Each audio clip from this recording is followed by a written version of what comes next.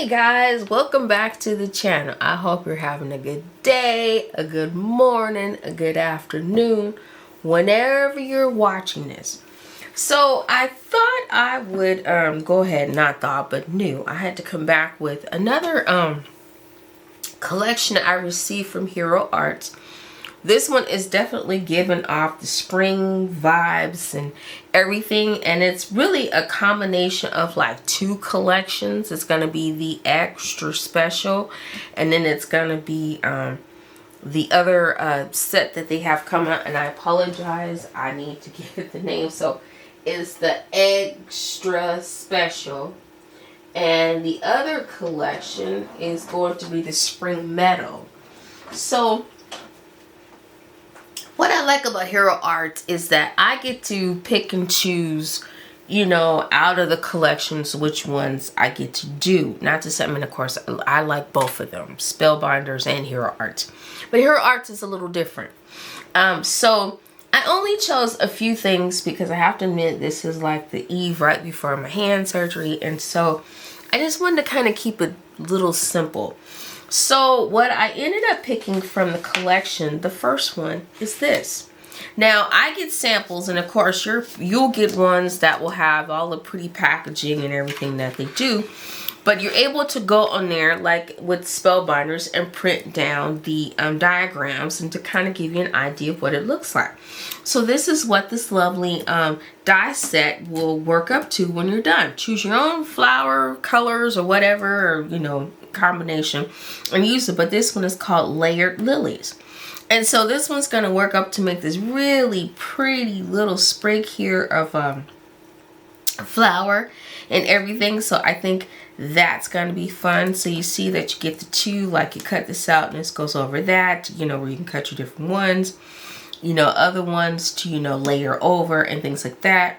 You know, your skeleton of your leaf, here's your leaf, there's a branch and everything. So yeah, this one's going to be really fun to play with, and definitely it's giving off the spring vibe, because, you know, I know we need the colder months and the warmer months, but I'll be honest, I'm ready for summer. This has been one very cold winter.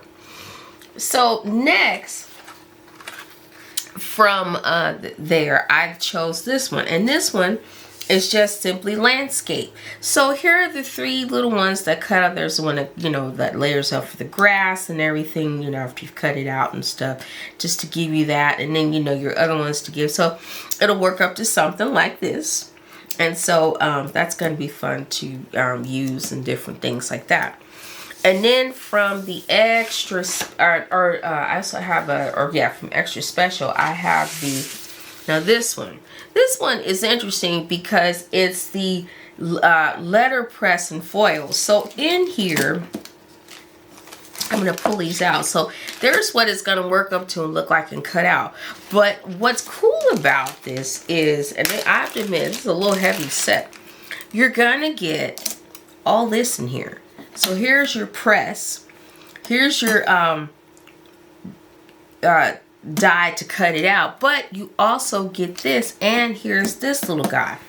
This, if you're not familiar, this one works out to be where you can use it on, like, just to give you that like, you know, circle. And I apologize if I pull this off, I can turn it back over. So this is going to be used to work to be able to give you the background. So you can literally use this on foil to go ahead and give you the shape of the egg, and then of course to give you like somewhat of the shape to press the foil onto the paper and just press it, no particular, like, you know, foil or anything, in the shape of the egg. And then you can go ahead and use this one to cut the egg out. So that'll be fun if you want to do like a foil kind of background to this. So this one has quite many uses and many ways that you can play with it and do it. So not sure yet what I'm going to do, but I think this one's going to be really fun to play with. And man, the sky's the limit on what you can do to make all kind of stuff with this. So there's that one. Next, what I chose is this one. So this is just a simple like cover plate and everything, and it's called Daisy. And so as you see, it's going to make these pretty daisies. So cover plate, I mean, basically you cut it out. You can either piece back in, you know, the flowers if you want, or just cut it out, mat it on something to give you that matted look. Put a simple sentiment on it and you're done. And so this one's going to be really nice to use for all different things. And of course, giving off the lovely spring vibes there. So yeah. And then, last but not least, I also chose this beautiful cling stamp. Now, it's kind of hard to see, but it is definitely script writing and everything to it. And so and this one is simply called Bird Song. So, yeah, it's kind of hard to read what it's in there, but I believe it is giving words. And yeah, it might be script to something of a song. So there's that one. So as you know, these are good to use. I mean, you can use cling stamps in all different kind of way. You can go ahead and put this on one page and do that, or you can go ahead and simply use inks and, you know, watercolor, and then take some and then like stamp this on there and one there and this there to give you that. I mean, yeah, how we use our things and stuff out of the ordinary is just quite incredible. So I'm going to get to choosing some papers and things like that. I may even bust out the color cube to give me some inspiration. But the funny thing is, actually, I don't, because I have some really, like, just flowers here that I'm looking at that's kind of giving me some inspiration there. So, yeah, like I said, I am definitely ready for the spring to be here. So, let me get going, and we'll see where we come up with. All right.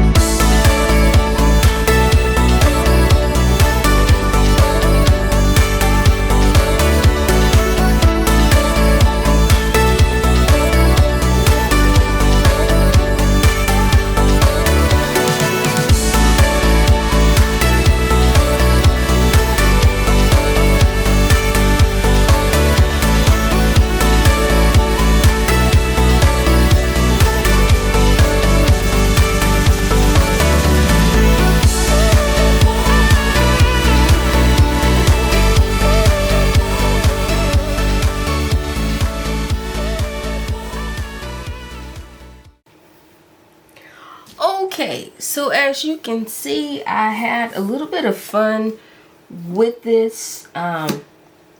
You know, just trying to figure out some things, cutting out some things. Didn't know kind of how it was gonna go, but I tell you, what helped, I will say, is the big cling stamp helped with making some kind of different, you know, vintage kind of looking background. So what I'm gonna do is I'm gonna start with this one.